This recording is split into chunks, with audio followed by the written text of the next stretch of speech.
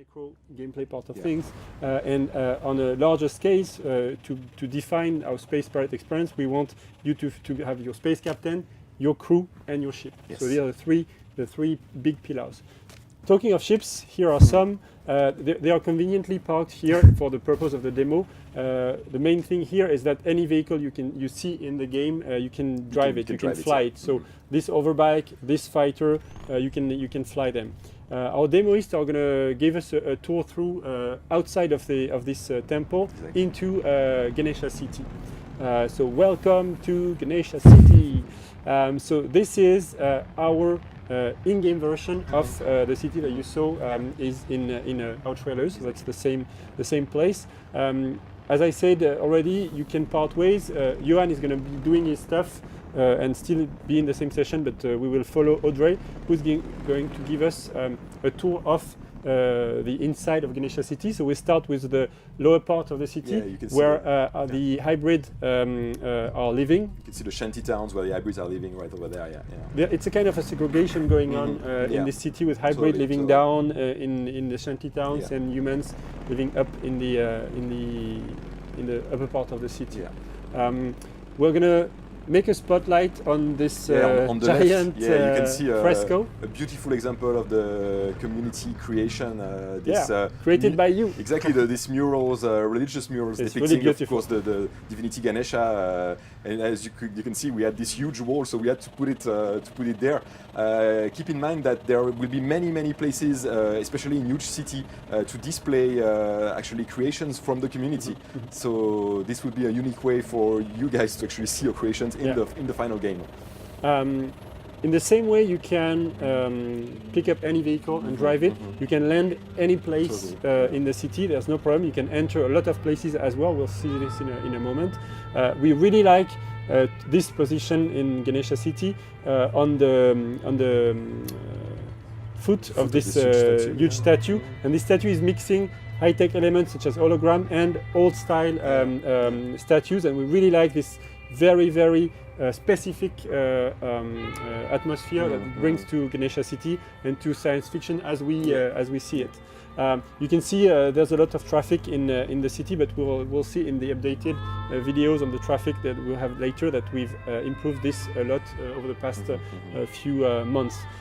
In the city, so you've got the traffic, you've got statues, but you also got some specific locations, such as here, you can see the police station that's guarded with scouting ships, police scouting ships, and also a heavy frigate. You can use your spyglass to have information on everything, and it's kind of an upgraded version of the camera from the first game, exactly. Yeah. So you can take pictures and etc., but you can do much more with this spyglass. Here we're scanning the traffic to see what kind of vehicles are there. Here we're scanning this building to see it's a temple. You can enter this temple the same way we were in a few minutes ago. There's a bank here if you want to do some robbery or if you just want to withdraw money to go to that shop, for example. For a pirate, all these locations are opportunities. You can steal those places, you can attack them, you can also choose to actually buy something. If you want to be a nice pirate. Exactly, in the shop you can buy augments, you can buy gear, you can buy new outfits, so it's really up to your liking. So here Audrey is going to steal another borrow another overbike. So in this version, there's no police coming after you for this, but it's coming into this version.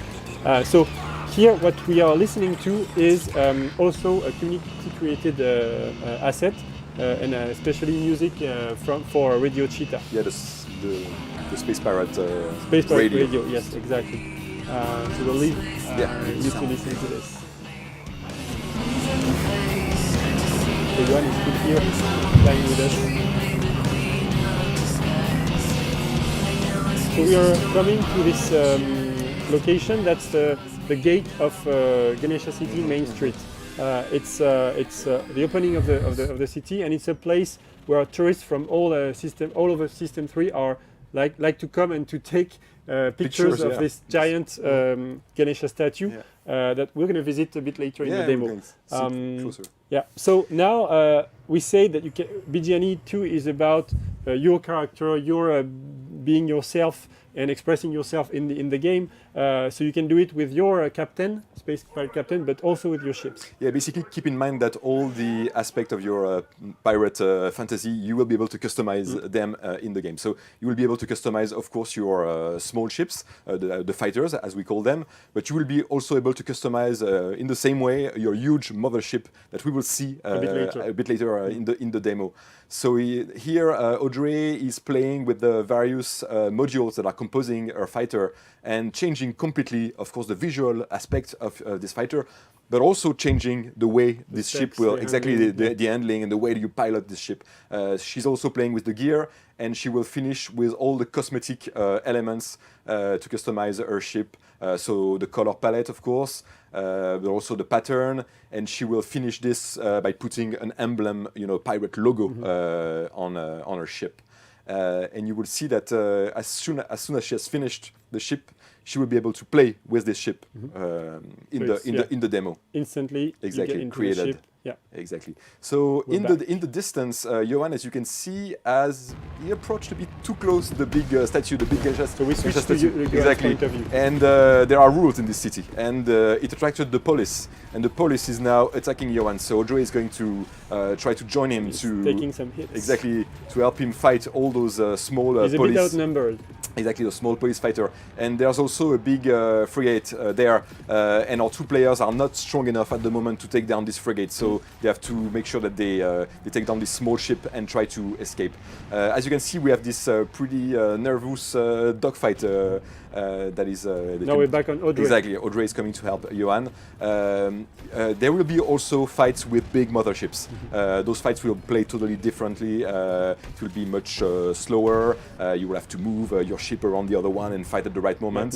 Exactly. But the dogfights are, they play like this. And there's something we need to add is that you have augments for your ships as well. Yeah, for instance, you could have healing missiles, and you could shoot them at some friends to heal them during a co-op fight. So they're doing a pretty good job taking down all those small fighters from the police. And as we said, so here is the big frigate. Yeah. And they're a bit too weak for now. Strong. You see that the missiles don't break it, so they're going to have to escape from here. Yeah. But before this, we asked Johan to go very close to the head of the statue, so you can see the details. To show you the details of this giant statue that was built by the inhabitants of Ganesha Probably City. built by hybrid slave, by the way. Probably, yes. Yeah. The dark side of the statue. Exactly. So Audrey is now putting a marker on her mothership, which is parked a bit further away from the city. It's a few thousand kilometers away, so we're going to be going to that place. But don't worry, because we have really big speeds in the game. We'll be there in no time. So stay with us. Stay with us. Before this, Audrey will do a small stunt close to the statue. Yeah. Pretty risky. Yes, thank you. And she's going to fly over Ganesha City. So that's the city we were in a few minutes ago. We're going to aim at Cameron Spaceport, this city, and then take up the sky to the to Audrey's mothership. And now that's my favorite moment of the demo. I'm saying to everyone, please take a moment to remember where we were 10 minutes ago. We were inside a hidden temple beyond the surface of Ganesha City. We fought a close quarter combat with some guards and scientists. Then we escaped through the city with overbikes and through the traffic. We fought against the police around the giant statue and then flew to this location on top of the planet. So really, in a few minutes, we went seamlessly from a small interior to the grand view of the full planet. Exactly. And that's one of the key things in BGNE 2. It's that difference of scales that you can feel during the gameplay and transitioning from a small scale, like a human scale, to a planetary scale. And going through the spaceship scale, so it's very mind-boggling, and that's what really drives us to move forward. We want that feeling to be super cool. A quick comment about the Oh, yeah, mothership sorry. of Audrey. She customized her mothership to make it look like the Gada, the famous mothership of the Kini, the one we've been showing in our two trailers. But you can imagine that you can customize it in a totally different way. And it's roughly 500 meters long. Yeah, it's pretty long. It's a really big. Pretty huge ship, yeah. So Audrey has exited her spaceship, fighter, sorry, and you can see a very rough effect on her character. It's just a work in progress effect to show you that you've got a shield when you are out in the in the open. You can breathe with no difficulty. If you want to see a better looking version, look at the 2018 trailer when Shani is exiting her space fighter to go to the space, and she has this kind of effect. I was talking about scale, so it's very important for us to have links between the different scales of gameplay. So this geoglyph is kind of... This is another great example of community creation. Yeah, this is a giant geoglyphs. We want to have several geoglyphs like this on the surface of the different planets.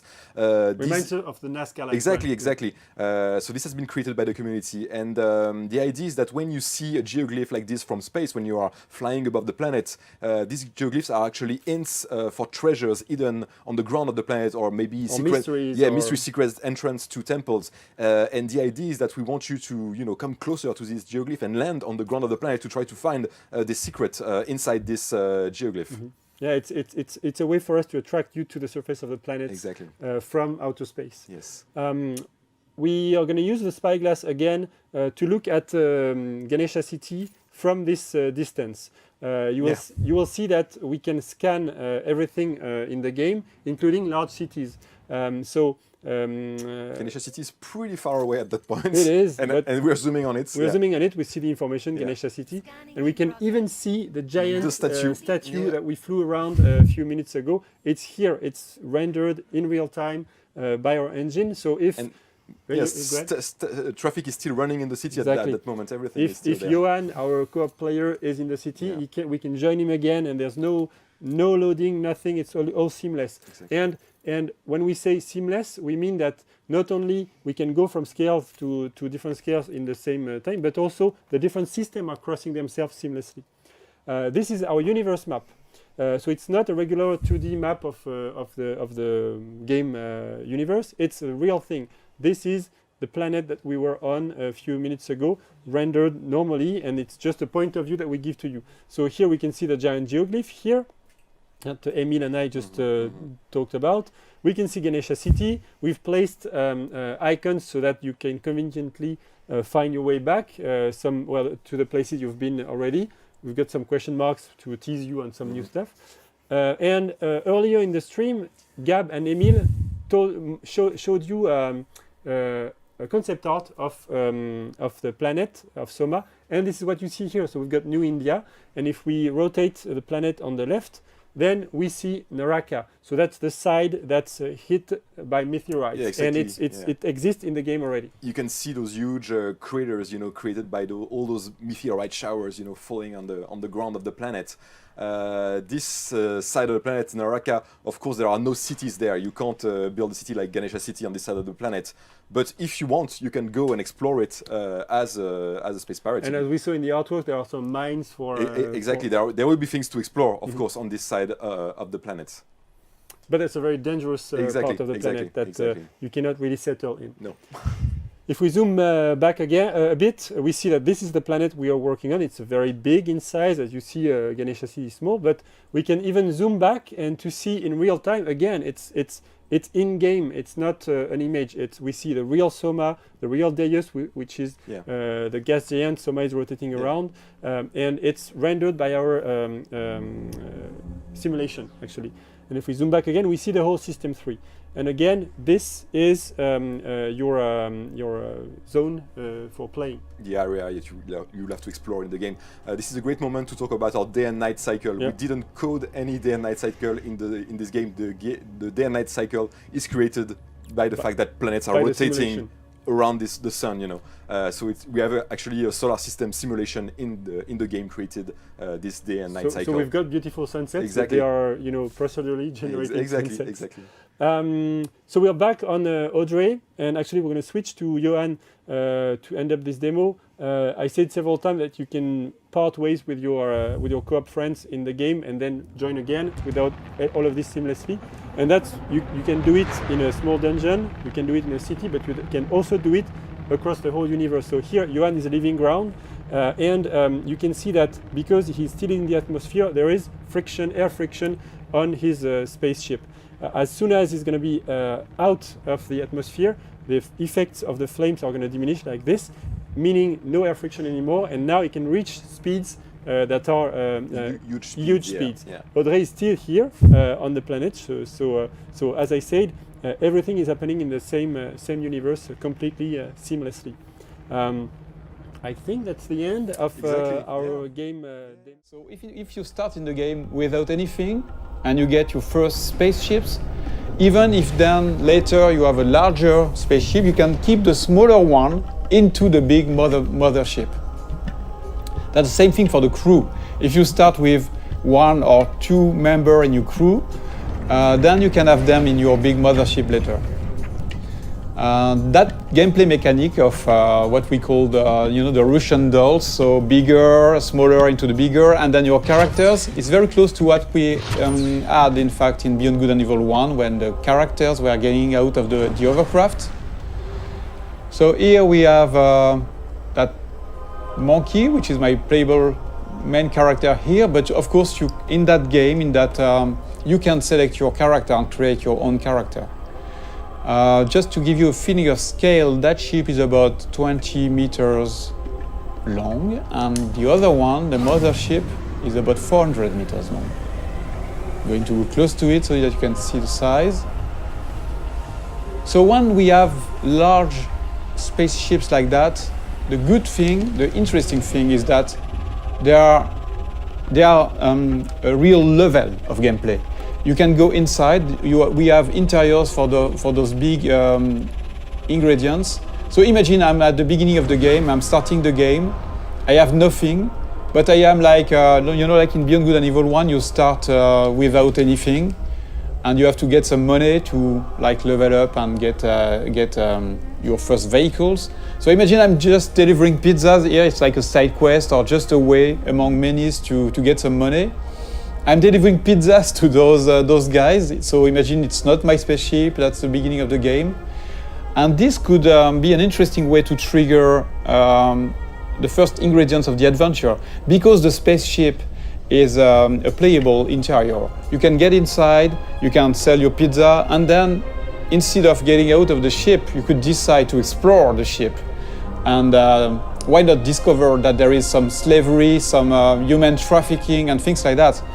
The good thing is that in Beyond Good and Evil 2, like in the first episode, you can take pictures. So if I'm taking a picture of evidence of the things I'm seeing in the game, then I can share those pictures with the guys in the city, for example, and then I can trigger discussions with those guys based on the picture I took. So that's a very interesting mechanic that can create that feeling that you can explore everything and you can gather informations and share those informations with NPCs, but also between players. Another very interesting thing here is the feeling of scale. Here we know that the players, they will explore everything. They will want to go everywhere. So we need to handle large scale ingredients, like that huge statue, where you can go very close to it and you can look at all the details on the statues. And of course, you can go inside of this kind of statue, and you can also get on top of it. I just want to show you something interesting about the scale and the feeling of scale. So I'm going to land on the top of the statue, and you will realize how big it is.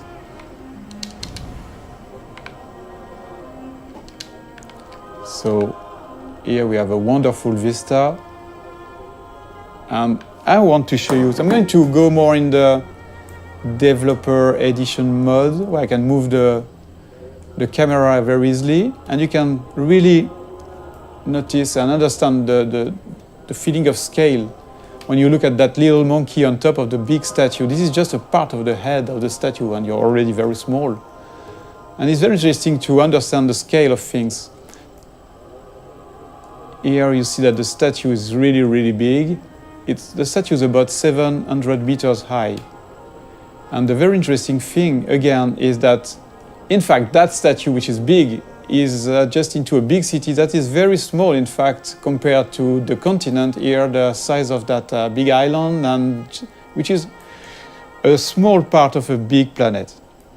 So you realize that you are just a little dot on that big planet, which is, in fact, just a small planet around a bigger one, which is a small dot in the big universe.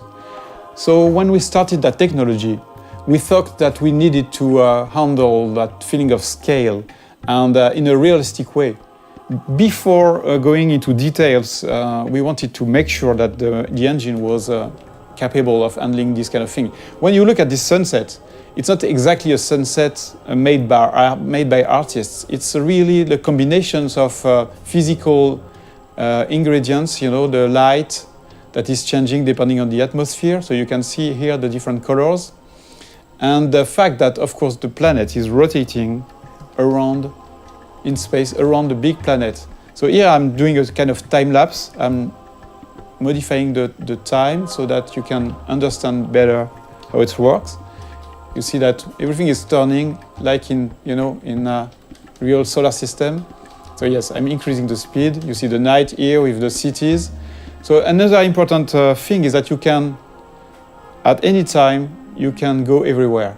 So if I'm going into another city, there is no loadings and things like that. Everything is seamless because it handles that big universe in a consistent way. There is no sheet or things like that. You can really appreciate the point of view wherever you are. It will be the same mechanics. So that was one of the big features we wanted to make sure that we had before showing the game to the public, to everybody, so that we wanted to make sure that the technology was working and this big ambitious game was feasible. I'm going back to my spaceship. I want just to show you some gameplay ingredients. I'm going to change a little bit the time so that we have a bit more sun. Yeah. So that spaceship is very, very nice. It's very close to the Beluga we had in Beyond Good and Evil 1. It can handle very large speed, but it's also very easy to do loopings and trigger very fast movements. So it's a dogfighter. I can increase the speed. So this is a classic plane speed we have on Earth. We are about 1,000 kilometers per hour. But you can increase that speed dramatically, like this, for example, and you will see it. So the speed is increasing now. You see that it's about 5,000 kilometers per hour. Let's go back in the city so that we can really understand the speed, and I can increase the speed again. Whoa. Use some tricks, movements, and then we are going to do a looping, for example. So you can combine anything, any movements, and the very nice thing too is that you can even increase the speed to 20,000 kilometers per hour, which is a lot. I'm going to try, to drift like that. So at any time you have the drifting mode, you have all these very interesting movements. But of course, the biggest things you want to do in this kind of situation is to go in space. So let's trigger higher speed. And you see this little effect around the spaceship is because of the friction of the atmosphere. If I don't increase my speed, there is no reason to have more friction. But if I'm increasing the speed, you will see that the effect is stronger. And same thing if I'm going very, very fast. So depending on the quantity of atmosphere, you can have a stronger effect. Until you start burning. But you see, with those very high speed, you can really travel very, very far and very fast. Just changing the time of the simulation so that we can appreciate the wonderful view in space. So if I decide to go on this planet or the satellite, which is somewhere around there, I can go there seamlessly.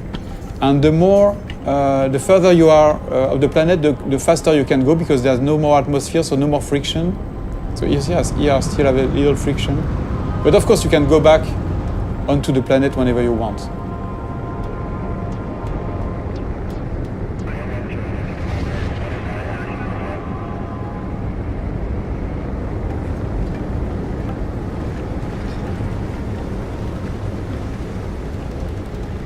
A very interesting thing too is that there's a lot of biomes on the planet, like this desert, or you have frozen lands on the planet, different cities. So we don't want empty planets. We want planets with landmarks, with places to explore.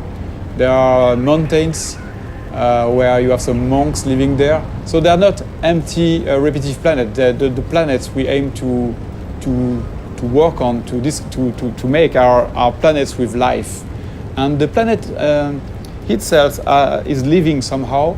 For example, that planet has different, I would say, big biomes. Because that planet, as I told you, is a satellite of the bigger one, the one that is in the foreground.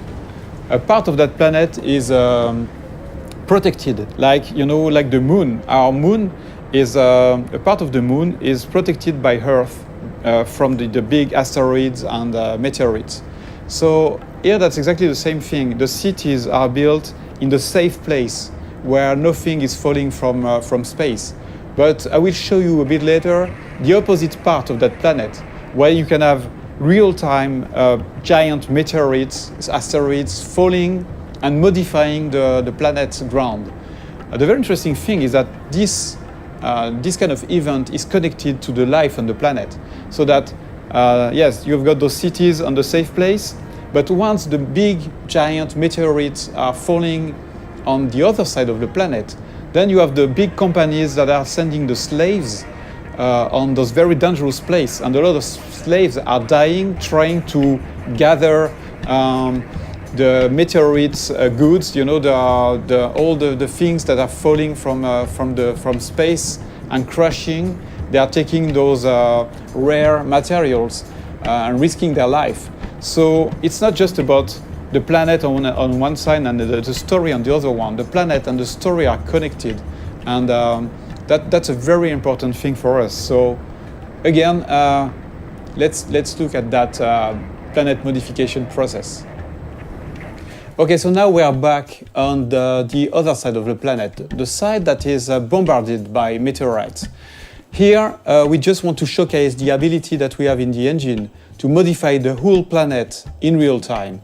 So here, for example, imagine that you're flying over that region. You can have a huge meteorite falling in front of you, and you will have all these one incredible effects on the planet, but also on the other spaceships. So that's a very important feature for Beyond Good and Evil. We want interactivity to be the heart of the whole experience, not just with characters, not just with spaceships, but also with a big, huge planet. So thank you for watching that video. This is our first Space Monkey debrief.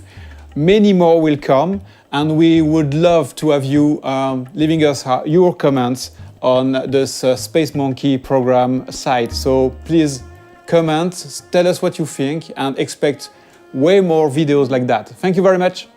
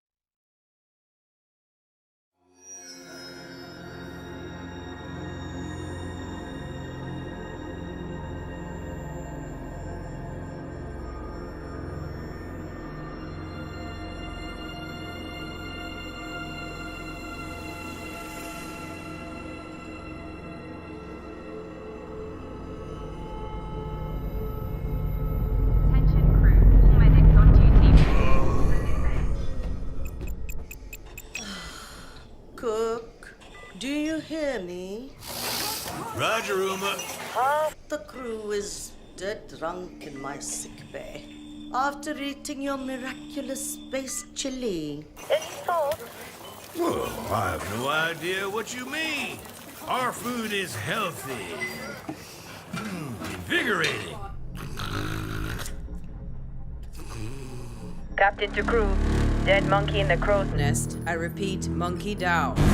Else space chili strikes again. Copy that, Captain. Hey, Paige. Bet we could use your space chili to overclock our engines. Negativo, mi amor. Only you can melt my sockets. Keep laughing, fools. The key ingredient to good cooking is love.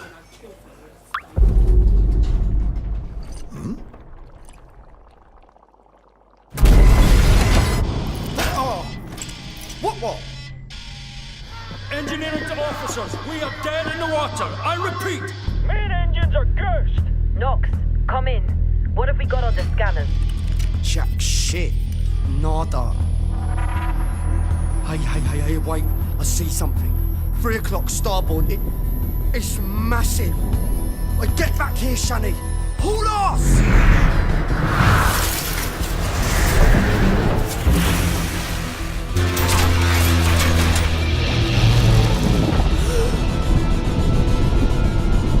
Lock down the bay column. Give your auxiliary engines. Deploy shields and bring up out now! Brace yourselves!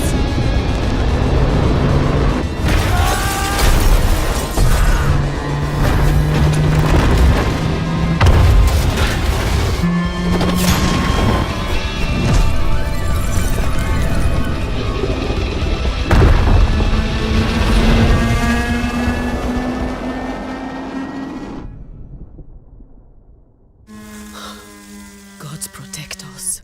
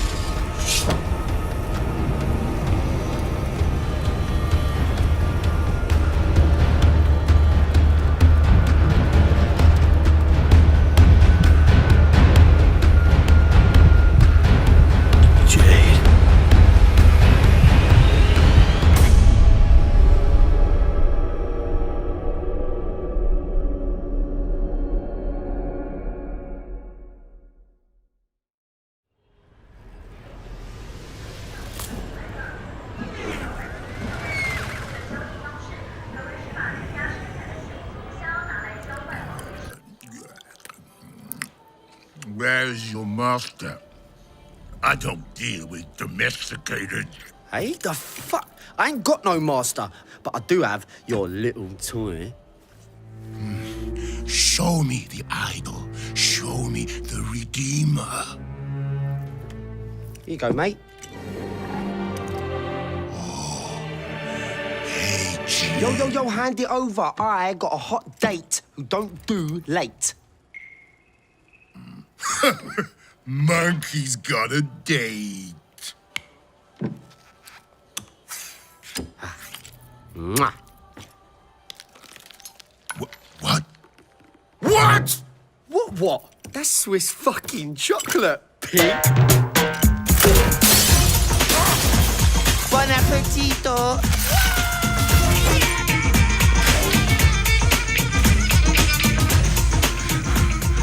I want every fucking cop in this fucking city after that fucking bastard! Grab my chassis, Noxie!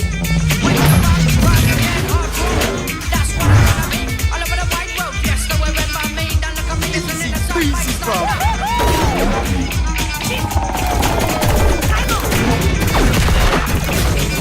Wearing bang, motherfuckers!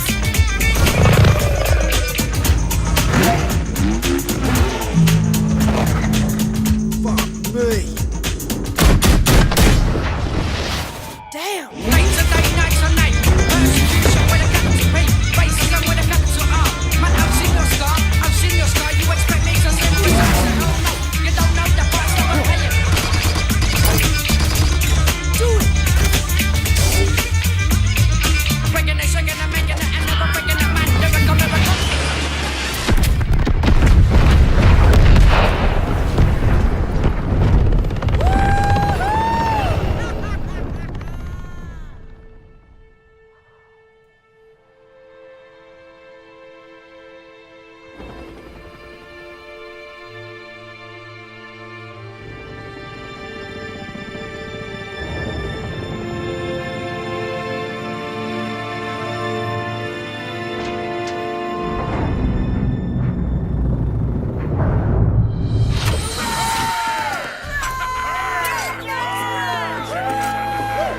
It's about bloody time. Let's see what we've got.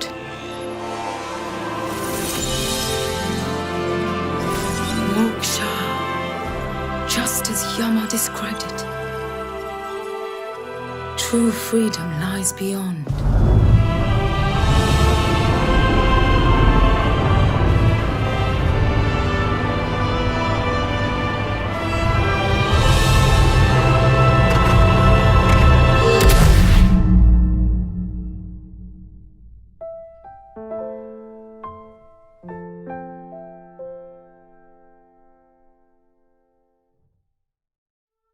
The Beyond Good and Evil 2 development team is ready for another check-in. This time, highlighting their progress on player movement and showing new gameplay of both on-foot and spaceship piloting action. The player is a pirate, so we have two kinds of very important gameplay, the ship itself and the character itself when he's moving on his feet, and the fact that he can use his staff, a bit like the first BG. Yeah? So we are working on all the mechanics of the staff. We are working on all the mechanic, locomotion, how the character is moving. We have the jetpack. It's a good way to move in 3D. Actually, you can also board the ship. So you are inside any mothership trying to fight your way through the different rooms. And you have your jetpack, so you can jump and escape and maybe come back to pey'j after this. It's up to you, actually. Another nice thing with pirates is that they are very mysterious in Beyond Good and Evil 1. They were inside caves. They were not like, you were not able to see them in the world. So that was very mysterious. And it is part of things we will explain or discover is what happened to the pirates. Being evasive is one of the things pirates do best, but the team knows that when you're playing with friends, you won't want to lose track of them so easily. In Beyond Good and Evil 2, we have huge spaces, so we have a big speed, and it's really hard in multiplayer to follow each other at those speed. So you really quickly you will lose your friends, and that's why you have the Armada, because in the Armada you can lock behind your friend. The design of the game is pretty advanced now. We know where we are going, so we are in this phase of prototyping a lot of things today. So it's cool because sometimes we see some very fun stuff coming. So. To stay up to date on Beyond Good and Evil 2 and talk with the development team about what you'd like to see in the game, go to bgegame.com to sign up for the Space Monkey. Beyond Good and Evil 2 is massive, and traversing its open star system is completely seamless whether you're on foot, in vehicles, or in space.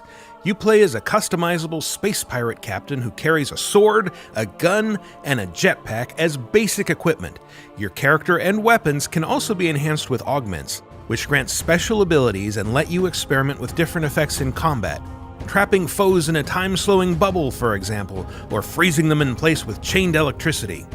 Enemies can also use augments, like these scientists who can heal their soldier buddies with augmented bullets, so you'll want to get a close look at who's carrying what and plan your strategy accordingly.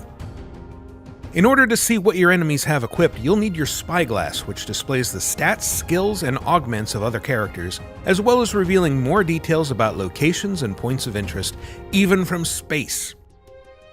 It's a key part of recruiting, too. Take a close look at an NPC with your spyglass, and you'll see if they have any skills worth adding to your space pirate crew.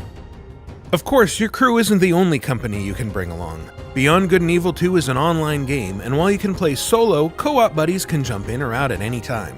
You won't be tethered together either, and if you want to wander off and explore while another player does their own thing, you're free to do so. Welcome to Ganesha City, a dense, vertically built metropolis where the rich live at the top and the poor huddle in shanty towns built into the sides of the city's foundations. It's sprawling and richly detailed, and it's just one small corner of a moon called Soma, itself just a small piece of Beyond Good and Evil 2's gigantic open world. It's also built for aerial exploration, so in addition to your jetpack, you'll have access to a wide selection of flying vehicles. Any vehicle you see can be commandeered and driven, and they can all tune in to Radio Cheetah, a station by space pirates for space pirates. You'll also be able to fully customize your own rides, swapping out modules, wings, engines, equipment, and cosmetic options to tailor your machines to look good and hold their own in a fight.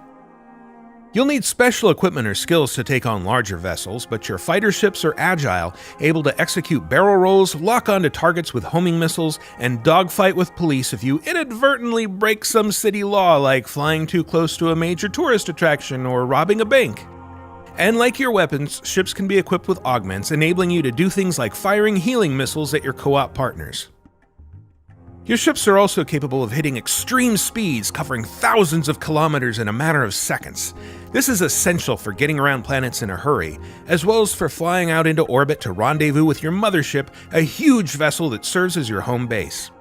Even out here in orbit, you can seamlessly transition from piloting a ship to spacewalking with a nano spacesuit to protect you from the vacuum. Popping out of the cockpit and into the cold abyss of space allows you to use your spyglass to investigate a planet, peering down at treasure-hiding geoglyphs, cities, and settlements, all of which are still buzzing with activity far below you, enabling your co-op partner to explore and interact normally with city life even when you're this far apart. Alternately, you can switch over to the universe map, a fully 3D rendering of System 3 that can be zoomed in and out to give you an overview of everything from close-ups of a planet's surface to the continuously orbiting layout of the entire system. For more, watch the full Beyond Good and Evil 2 livestream linked in the description below, and to find out more as it develops, be sure to subscribe to this channel and visit us at news.ubisoft.com.